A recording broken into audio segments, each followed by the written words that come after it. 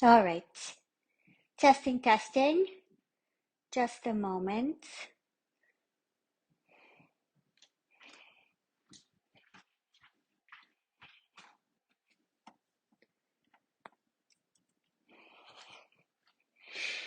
I'm just waiting for the stream to catch up so I can check.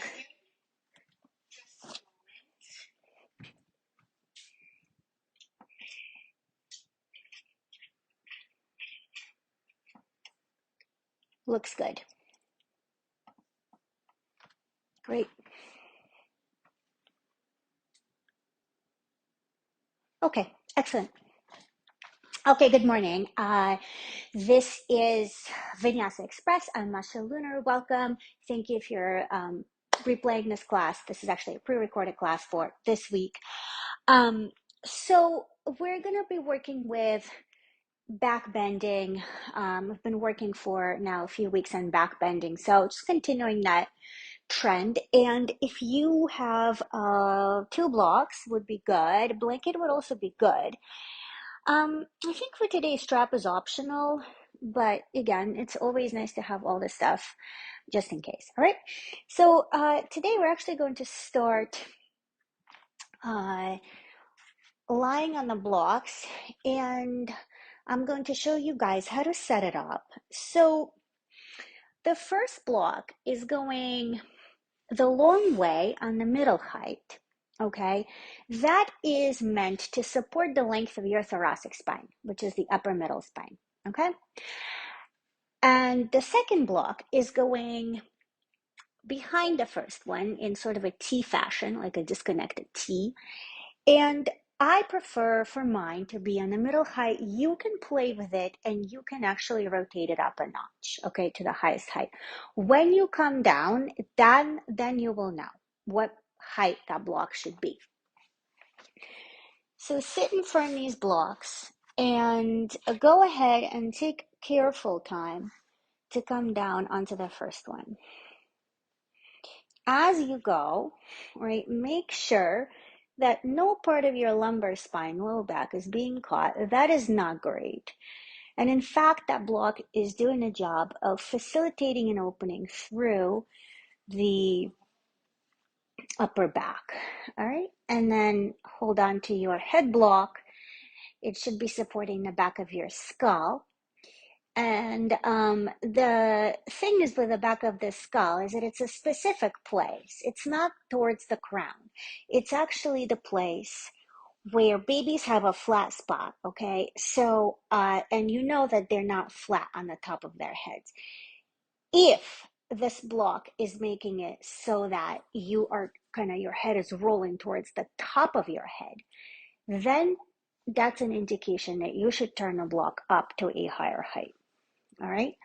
Another way to think about it is if your chin, the little chin, is pointing straight up. If it's pointing straight up, then you are in an okay position. If your chin is pointing overhead, right, your head is flipping, then your neck is in hyperextension and you need to adjust the height of the block up. Right. So all these things are good to know, especially if you only practice on replay and there is no live teacher looking at you and telling you, right, from their vantage of the body's position. Once you come down, go ahead and just relax your limbs. All right. So, of course, you will feel that the thoracic block is a bit of a nuisance. Let it be. Don't hold around it, right? So, no muscular hold around that block. Because when you do hold, you're not actually allowing yourself to rest and release, which is what we're doing. So this is a passive release, right? Even though it might feel uncomfortable, it's still passive because you're using gravity, right? You're not using anything else besides gravity, the weight of your body, to generate this back bend. Once you feel established on the blocks, allow the legs to soften, allow the arms to soften as well, and turn your palms up to the ceiling. This will facilitate the opening in the fronts of the shoulders.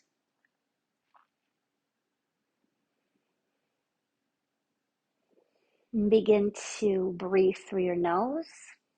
And as we usually do, normally I start this particular class in cat-cow. And today we are substituting to a degree this cat-cow into the passive back bend. Just like you would be in cat-cow, breathe through the nose, become aware of your breath. And although you're not moving, do lengthen the inhalations by a notch and match the exhalations so that you are already priming your breath, right, into to be auxiliary to your postural practice.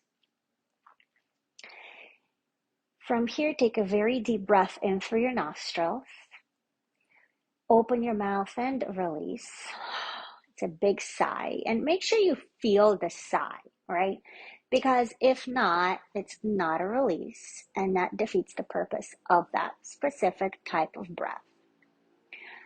Parallel your legs, extend your heels forward, and notice how your legs come online, right? They become engaged, specifically the fronts of the thighs, to bring some awareness to the back of your thighs, all right? Go ahead and draw the sitting bones down into the mat, into the floor.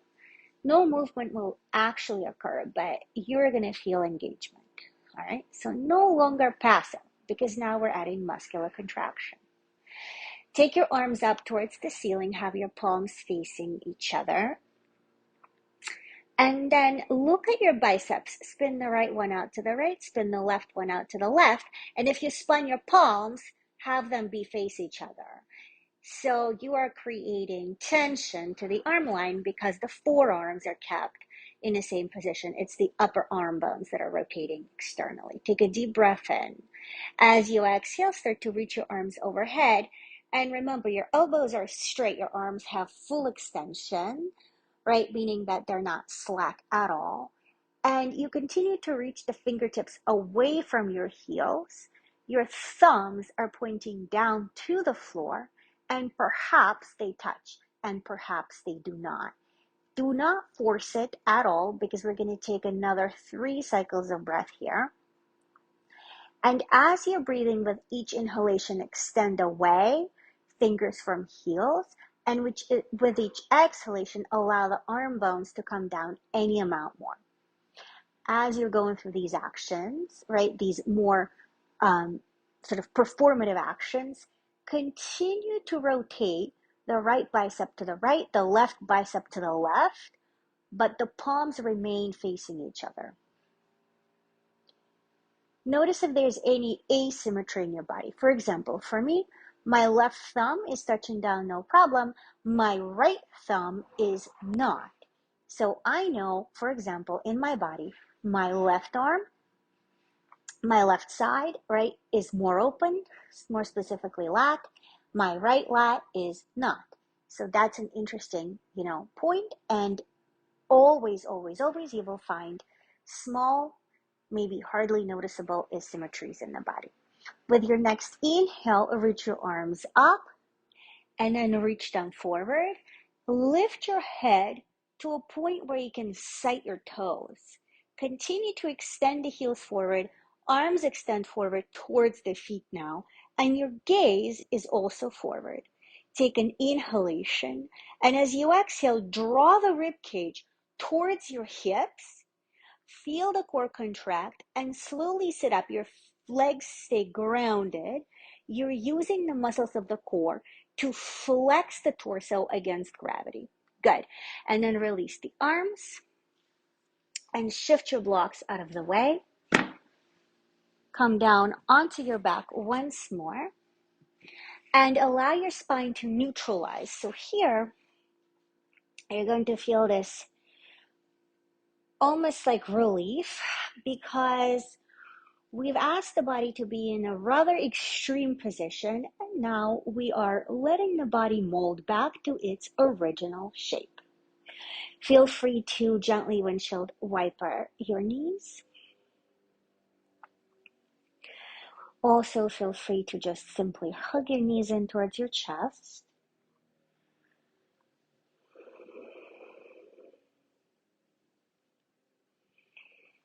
All right, and then after you have done a few rocks side to side, or maybe on your sacrum, maybe on your low back, depending on what feels better, go ahead, rock up to a seated position and rock through to a tabletop. Okay, and here in tabletop, again, I just want to be mindful of everyone's knees, that it is quite possible you want to work with your blanket. And if that's the case, you're going to spread it in between, in the middle of your mat and put your knees on that. All right. So again, this is to mitigate any kind of knee discomfort. Once on table, stack the shoulders over your wrists, sight your index fingers, and let them be parallel with each other, parallel to the long edges of the mat. Set your knees, stack them under your hips. Press down through the tops of your feet with your shins parallel and also quite grounded against the floor. As you inhale, reach your chest forward, come into cow spine, and then as you exhale, reverse, come into a rounded cat spine. Take a few moments here to go through these cat-cows and just notice the effect of the opening back bend, right? And how these cat-cows feel, right? So usually we start class with cat-cows, but not today. And then today there is perhaps, right? Perhaps there is a different feel to them. And that means that anything we do, right, prior to practice has an effect, just like anything we do at all has an effect. And it's good to know that. Okay, next time you come into a cat spine, tuck your toes, lift your hips up, come to down dog. Go ahead and pedal your feet a few times in down dog. Because we did not work on stretching the hamstrings, right? So it is a 30-minute class. Perhaps your legs feel kind of tight, right? And that's okay. As you work on it pedaling, right? Be specific. You want to be one bent in one knee and then straight in the other knee. That allows greater access into the leg that you're trying to stretch, because the body does not have to worry about stretching both sides at the same time, and the sensation is not as intense. Come to a still dog, reach the right leg up and back, bend your knee, stack your hip, squeeze the right heel to the sitting bone as you rotate your knee up, up, up even more. And then as you exhale, bring the right knee in towards your chest, come forward to plank pose, and gently step the right foot to the right thumb. Try not to throw your leg forward, so work on control. Come to a low lunge, and go ahead and reach your arms up towards the ceiling. As you lunge though, instead of just throwing your pelvis forward, first lengthen the tail down to the floor, and then go ahead and lunge a little deeper into the front knee. Keep the right knee stacked. Hold on to the left wrist. Inhale. As you exhale, side bend over to the right. Breathe into the left side of the body. And then rotate to the right. Bring the left elbow outside of the right thigh. Put your hands together into a prayer twist. And then you have the option of tucking the back toes and lifting the back knee. Once you lift the back knee, go ahead and lift the thigh up even more so that that back knee straightens completely. And then release the hands down, come to runner's lunge. As you inhale, look forward. As you exhale, straighten the front knee and fold over the front leg. Just like in down dog pedals, bend the back knee so that you can concentrate simply on the front leg. Blocks are also very helpful, so I might go ahead and grab them. As you inhale, extend your spine forward, step forward, and then with your feet hips distance and parallel, slowly roll yourself up to standing and reach out. Exhale, come to Tadasana. Inhale, reach up. Exhale, fold. Start hinging at your hips, which means your knees will bend a little bit and you're going slow. So you're not throwing your back into a forward fold. Come into a halfway lift. Rock forward. Extend the chest forward. Shoulder blades draw towards each other. Plant your hands down. Step to plank pose. And for this first transition, tap your knees to the floor. Press down with the same vigor you did in tabletop. Lengthen the tail to your heels as you gently move the chest forward, almost like a cow spine in the upper back. Inhale here, and as you exhale, bend the elbows. Take chaturanga. Slowly lower first the upper thighs, then the pelvic bowl, then the belly, but continue to extend your sternum forward so that you end up in a baby cobra. Inhale. Legs are working hard behind you. Exhale, tuck your toes, come to downward facing dog. Take a deep breath in. And exhale. Left leg up and back. Bend your knee, open your hip. Squeeze the heel to the sitting bone. Rotate your knee up. And then bring the knee in towards your chest plank. Pause for a moment. Do not throw the foot forward. With control, and you can do this, step the left foot to the left thumb and tap the back knee to the floor. Come up to a low lunge.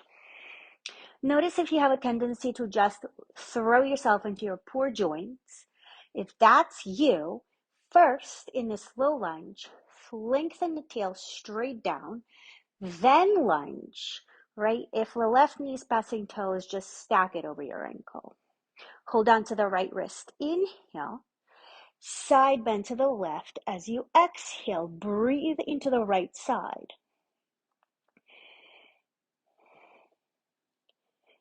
And then rotate to the left, right elbow, left thigh, prayer twist. Good. Tuck the back toes, lift the back knee. If you're in this position, go ahead and don't sag in the back leg. Really lift the back thigh up. Really straighten the back knee. Release the hands to the floor blocks. Inhale, look forward, runner's lunge. Exhale, straighten the front knee and fold. Keep the back knee bent so you can focus on the front leg. So you're lengthening the hamstring of the left leg and you're sending the left hip back. Hips remain squared. Sacrum remains level.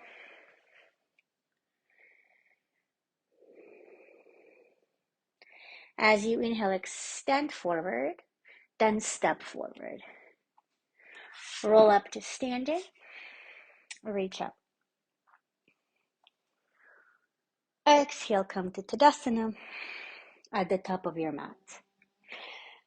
When you come to Tadasana, bring the feet together so that your big toes are touching and there's a little space between your heels. Press your thighs back. Draw the tailbone down towards your heels. And maybe you can even feel the hamstrings engage as you descend each sitting bone down to its respective heel.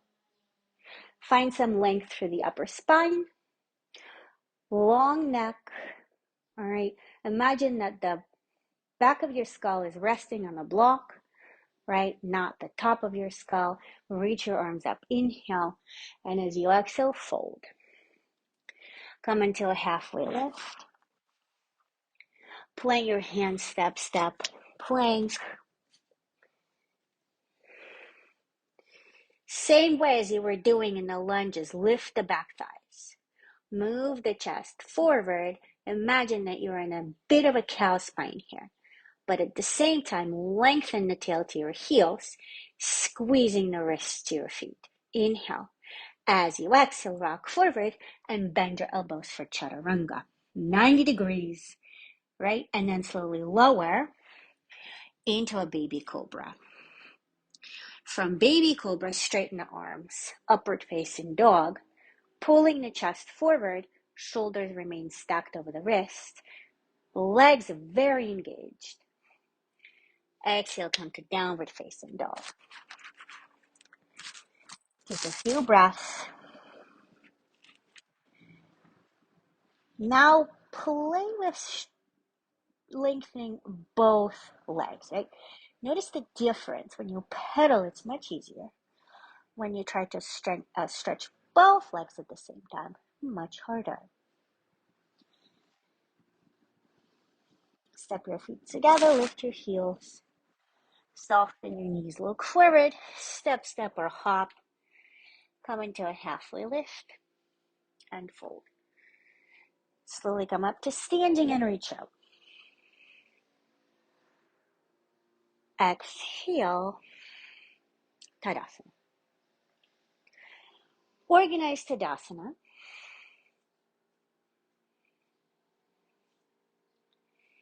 Rotate the inner thighs towards each other. Put the hands on either side of your sacrum and press down. Press down with your thumbs, all right?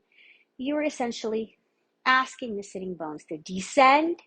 You're asking the hamstrings to activate, all right? Leave your hands as they are. You might want to have your fingers facing up. Roll the shoulder heads back and draw the elbows in towards each other. All right. Without losing tension through the pelvis, press your hips forward. And then start to lift your sternum up. Gaze up, standing back bend. Slowly come back to standing. Release the arms down. Tadasana. Good. Bend your knees, come to chair pose. And fold. Halfway lift. Plant your hands, step, step to plank pose. Lengthen the tail, move the chest forward, inhale. Come to chaturanga as you exhale. From here, right into up dog, inhale. Pull the chest forward, broaden the collarbones. Exhale, come to down dog. Step the right foot to the right thumb. Spin the back heel to the floor. Stack the right knee over your ankle. Come up into a warrior one. Reach your arms up, face forward. Back leg works hard by pressing the back thigh back. Inhale, reach up, touch your palms. Exhale, plant your hands, step to plank. Inhale, front line engages. Exhale, chaturanga. Upward facing dog to downward facing dog. Step the left foot to the left thumb. Spin the back heel down. Stack the left knee over your ankle. Reach your arms up. Warrior one. Make sure the left knee remains stacked and the back leg remains active. Inhale, reach up, touch your palms. Exhale, plant your hands, plank pose. Prepare, inhale, chaturanga, exhale. Upward facing dog. Inhale, downward facing dog. Exhale, take 5 cycles of breath.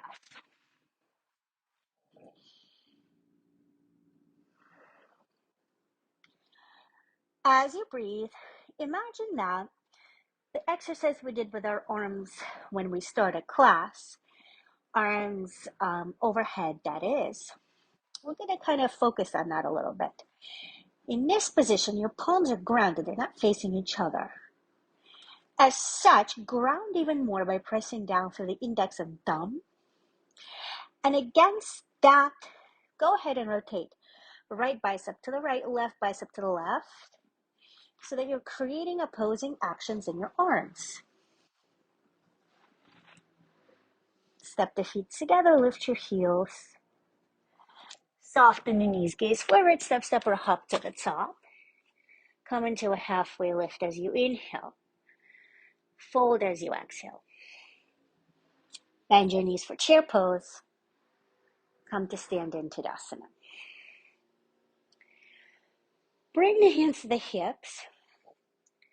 And once more, organize the legs so that the inner thighs spin towards each other and the sitting bones descend to the heels. All right, so we're initiating opposing actions in the legs and the pelvic region. Keep that. Bend the right knee behind you. grab hold of the foot from the inner edge, okay, the big toe edge. And then extend the left arm up, preparing for full extension left side. Inhale, reach up. Exhale, send the right knee back. Start to move the sternum forward.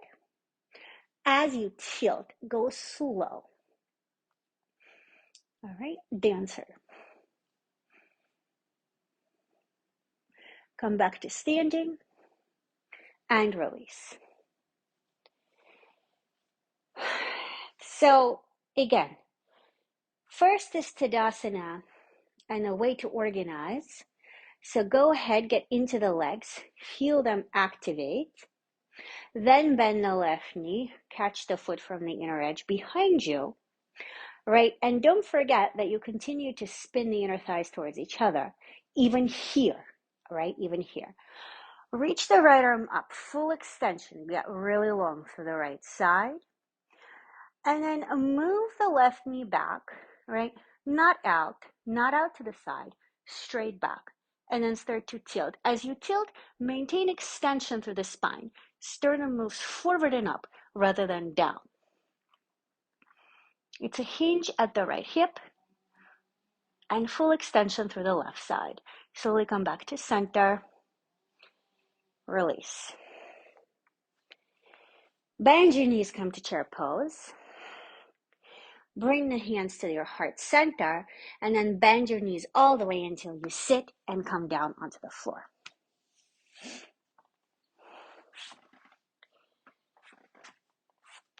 We're going to take one more pose before we close. For this one, do grab your blanket, fold it so it is somewhat voluminous, and then you're going to have your shins parallel with each other, and you're going to lower your pelvis onto the blanket. So essentially, you know what, let's move towards the front of the mat because we're going to be coming down. Essentially what you did is just taken hero's pose, but made it a little bit more comfortable. All right, so check in. Thigh bones parallel, mostly parallel, knees facing forward. Heels at the outer hips. A lot of openings for the tops of the feet. Good for the feet, by the way. Okay, hands can come down. You can sit here. This is fine. This is really nice. Okay, working the quads. If you want to go further, it's the same bet as before. And feel free to play around with the blocks.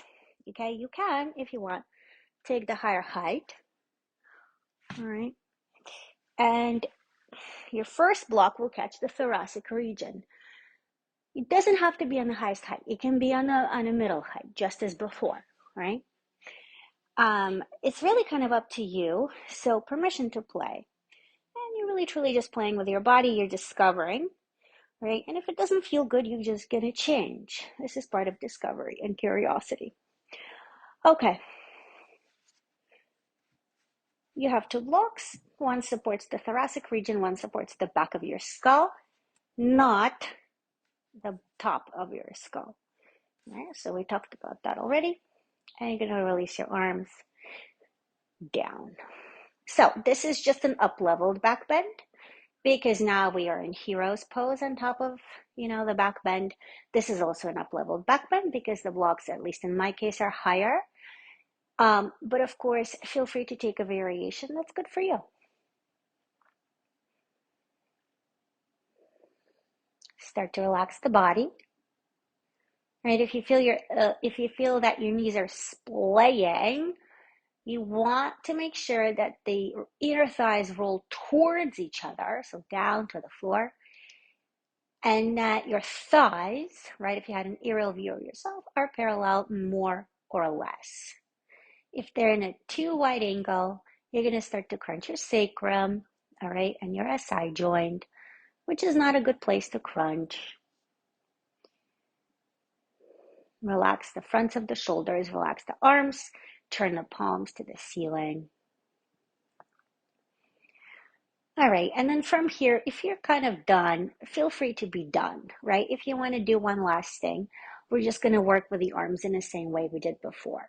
Extend them up, palms face each other, roll the biceps away from each other, inhale, and as you exhale, take your arms overhead.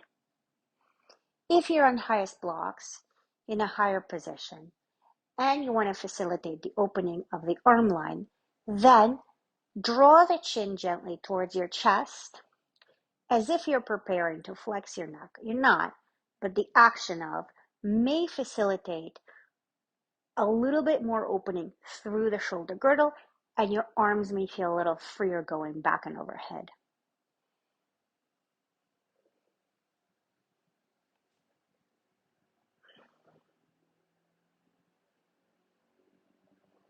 Slowly release the arms. Just as before, we're going to use core to come out. Reach your arms forward, lift your head, and look forward at your knees. Inhale. As you exhale, draw your ribs towards your hips. Sit up. All right, try to keep as steady as you can. You're using the core to flex the torso against gravity. All right, it's not easy. And then you're going to move your blocks out of the way. If you're in hero's pose, you're going to shift and simply let your legs extend forward. Be gentle. Knees are going to sort of decompress a bit. And then you can do a little bit of a wiggle, right, of the legs. And then from there, set yourself up. We're going to take Shavasana. For Shavasana, all bets are off. You can take any props you want. You can go up and put your legs at the wall, right? So just get comfortable, get supported. And once you're in position, get yourself to a point where you don't need to move and wiggle around for the next few minutes so that you can experience deeper quality of rest. Take a deep breath in and exhale. Allow everything to soften. Pelvic floor, front ribs, lower jaw, back molars and tongue, and finally the muscles of the face. And then take 3 to 5 minutes here on your own for final rest, Shavasana. And thank you so much for joining me for this class today. And I will see everyone again next week, regular schedule.